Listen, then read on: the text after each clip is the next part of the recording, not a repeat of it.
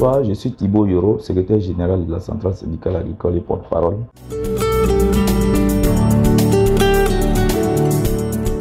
On l'avait déjà dit lors de l'annonce officielle du prix de la campagne intermédiaire. Alors nous avions dit au nom des producteurs et au nom de la Centrale syndicale agricole et au nom de son président national, M. Seydou Kébré, nous avions donné notre satisfaction quant au prix de 1500 francs le kilo. Parce que pour nous, c'est un prix historique, le prix de 1500 francs. Dans l'histoire du cacao en Côte d'Ivoire, la campagne intermédiaire n'a jamais atteint un prix pareil. Parce que généralement, la campagne principale est beaucoup plus achetée par rapport à la campagne intermédiaire. Mais pour cette année, on peut parler d'inversement. Voilà, la campagne intermédiaire est même plus chère que la campagne principale. Parce que 1500 francs, c'est inédit. Et c'est toute une première pour nous, producteurs. Donc nous sommes contents, nous sommes satisfaits. Voilà. Cependant, nous avons quelques petits ajustements qu'on demande, mais dans l'ensemble, nous sommes satisfaits de ce prix qui a été indiqué, le prix de 1500. Parce qu'on ne s'entendait même pas à ce prix. Parce que selon les calculs, 60% du prix CAF ne devait pas donner 1500 francs. Vous voyez, donc avec 1500 francs, nous croyons que l'État a fait un effort et nous sommes vraiment reconnaissants pour cet effort qui a été fait vis-à-vis de nos producteurs, vis-à-vis de nous-mêmes. Voilà, c'est pourquoi nous projetons organiser une journée de remerciement et de reconnaissance au président de la République et enfin au gouvernement de la Côte d'Ivoire, à l'État de Côte d'Ivoire, à Yamoussoukro bientôt, pour dire merci pour ce prix historique-là, qui a là-bas de 1500 qui a été franchi pour le cacao en Côte d'Ivoire.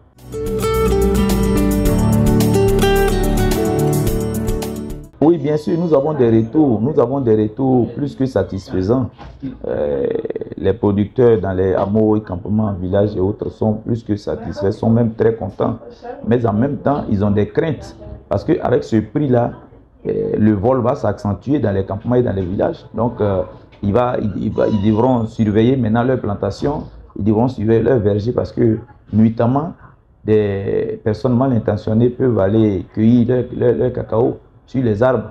Vous voyez, donc ça c'est encore une activité de plus qu'on vient de leur donner. Voilà, parce que le prix, à ce prix de 1500 le kilo là, vous voyez que c'est vraiment une première, comme je l'ai dit tantôt. Donc tout le monde est content. En tout cas, la majorité des producteurs, c'est la joie dans les campements et dans les villages. Voilà.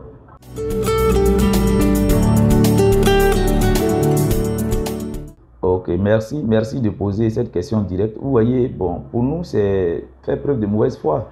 Voilà, dire que féliciter et encourager ce prix de 1500 francs au kilo, et donner sa satisfaction et être content quand on apparente cela à une corruption ou bien à, je ne sais pas comment appeler ça, à un soutien qu'on apporterait au ministère de l'Agriculture. Bon, on ne sait pas de quoi les gens parlent. Voilà.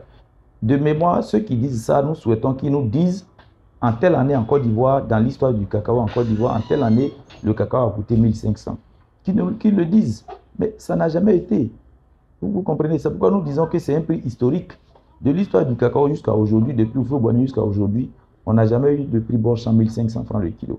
Alors pour nous, 1500 francs au kilo, c'est quand même, c'est historique, c'est pathétique. C'est inédit dans l'histoire du cacao. Donc nous sommes heureux. Donc, manifester notre joie pour ce prix de 1500 au kilo, si certains estiment que nous sommes achetés, nous sommes des vendus, bon, ça n'engage que seuls. C'est eux qui portent cette accusation, donc c'est à eux de prouver ces accusations qu'ils portent. Mais est-ce que le prix n'est pas 1500? Est-ce que dans l'histoire du cacao en Côte d'Ivoire, on a une fois atteint la barre de 1500? Je crois que non. Alors, si on atteint cette barre de 1500, nous sommes heureux et nous encourageons l'État de Côte d'Ivoire, nous encourageons le président de la République, le ministère de l'Agriculture, le DG du Conseil Café et Cacao, pour davantage continuer à faire encore d'autres pas pour qu'on les encourage. Nous sommes certes une centrale syndicale agricole, mais quand c'est bon, il faut aussi encourager. Quand c'est pas bon, il faut critiquer. C'est ce que nous essayons de faire. Nous ne disons pas que nous vivons dans un paradis. Nous ne disons pas que nous vivons dans un paradis. Il est vrai qu'il y a des difficultés encore. Il y a d'autres problèmes que nous sommes en train de discuter avec l'État. Naturellement, la péréquation transport. Il y a la marge bénéficiaire même de 80 francs qui est statique depuis plus d'une décennie. Nous sommes en train de chercher à la revaloriser au moins à 210 francs ou même à 300, pourquoi pas.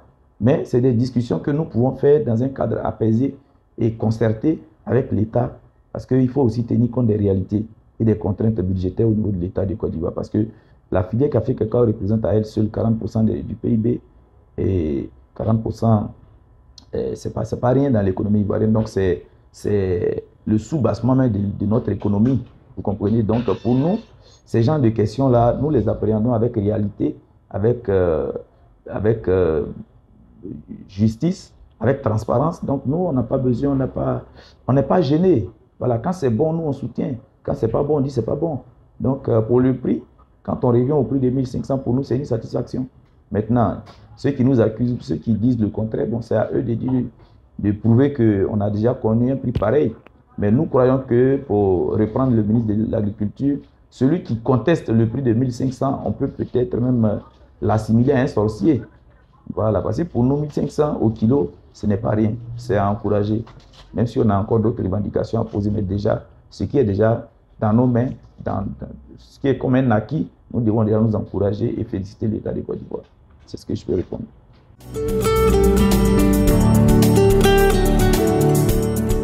Oui, écoutez, on ne le cessera jamais de le dire, mais vous voyez, ceux qui comparent le Cameroun à la Côte d'Ivoire, bon, je ne sais pas s'ils font exprès ou bien je ne sais pas quel objectif ils cherchent. Le Cameroun et la Côte d'Ivoire n'ont pas le même système de commercialisation. Au Cameroun, là-bas, c'est un système de libéralisation.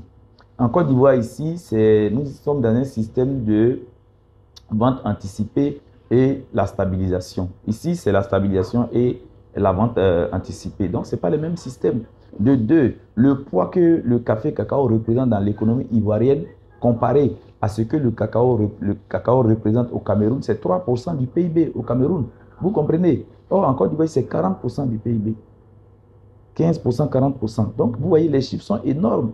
Donc, le poids que pèse la filière café-cacao dans l'économie ivoirienne n'est pas la même chose que ce que pèse le cacao au Cameroun. Vous comprenez? Donc, on ne compare que ce qu'on peut comparer. Et encore que nous devons savoir que les producteurs café-cacao de Côte d'Ivoire ne sont pas les derniers lotis par rapport à ceux du Cameroun. Quand on va prendre la vie d'un producteur camerounais, la comparer à la vie d'un producteur ivoirien, mais je crois que ce sera le jour et la nuit. Donc, tout n'est pas seulement le prix. En Côte d'Ivoire, à côté du prix, Borchamp qui est 1500, mais il y a tout un service après-vente, comme je peux le dire. Parce qu'il y a un accompagnement qu'on nous donne de la sachérie, il y a les voiries que le conseil fait, il y a des fourrages, vous voyez, il y a les produits phyto qui sont distribués. Tout ça, il y a la traçabilité, il y a toutes sortes de programmes qui gravitent autour de la vie et des conditions de vie, des conditions de travail, pardon, du producteur café-cacao. Donc, quand on met tout ça dans l'ensemble, mais il est évident que le producteur ivoirien n'a rien à envier au producteur camerounais. Donc, ceux qui comparent peuvent comparer. Mais pour nous, il faut être réaliste. Voilà, là-bas, c'est un système libéralisé.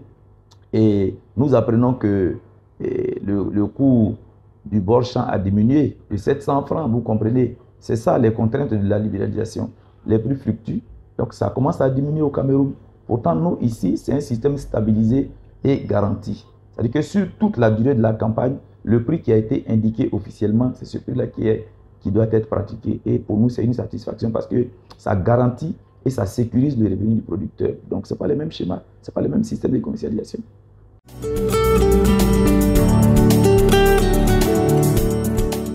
Oui, l'appel à lancer, c'est d'apaiser le climat social, d'apaiser les producteurs de café-cacao et qu'ils continuent de faire confiance à la centrale syndicale agricole parce que nous avons la tête sur les épaules et nous connaissons les difficultés du monde café-cacao.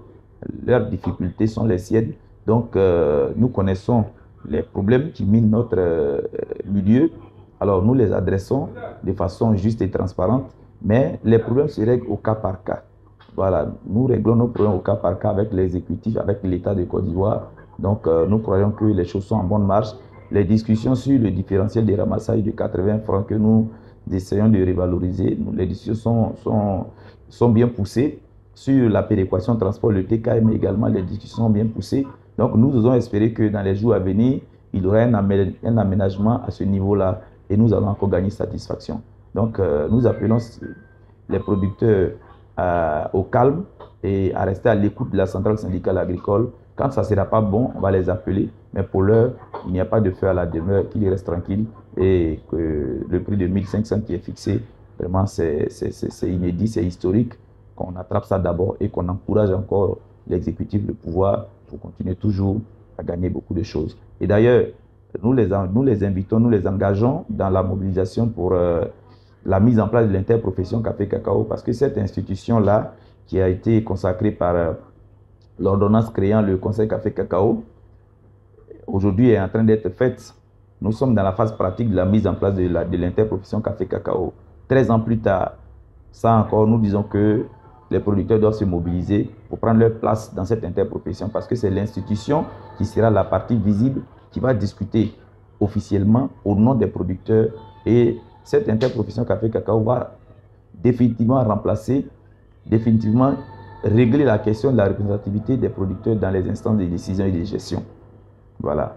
Donc avec cette interprofession, les producteurs auront désormais des interlocuteurs, auront désormais des représentants valables et crédibles face à l'État et face à toutes sortes de partenaires pour poser leurs questions, pour poser leurs difficultés et éventuellement trouver des solutions. C'est là que je voulais m'arrêter. Merci. Merci bien, c'est moi qui vous remercie.